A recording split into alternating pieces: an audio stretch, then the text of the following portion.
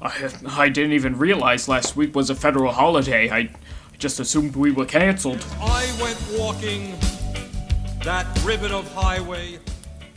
I saw above me. Ladies and gentlemen, the next President of the United States. My good friends, pull up a log. I'd like to speak with you for a few minutes about something that occurred this past Monday, when I tarnished an otherwise perfect attendance record at the Senate to take my very first sick day.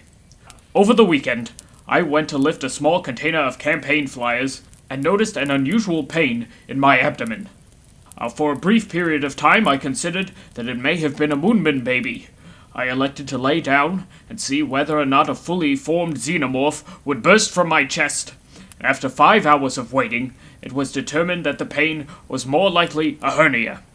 At this point, I elected to undergo surgery at my physician's nearest convenience, and he fortunately had an opening on Monday, when I went in for an elective outpatient hernia repair procedure.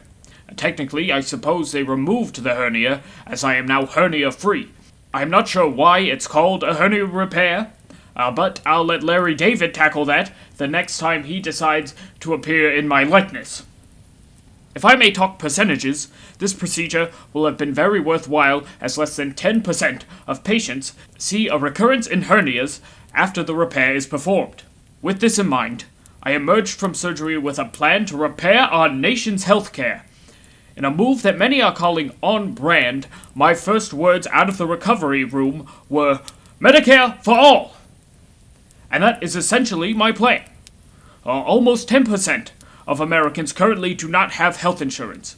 To be more accurate, one should remove 1% from the number to find a resulting 9% of Americans lack health insurance. Which doesn't sound like much until you realize that this means 29 million people are uninsured in this nation. Immediately following my surgery, I began drafting legislation to change this, in addition to drafting 5 new bills. It has been my most productive day off in a long time.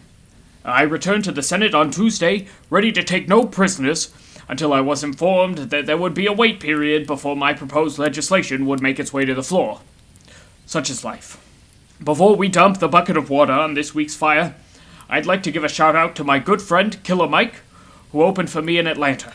You can look for his featured track on my next mixtape, one which promises beats so hot you will feel the burn.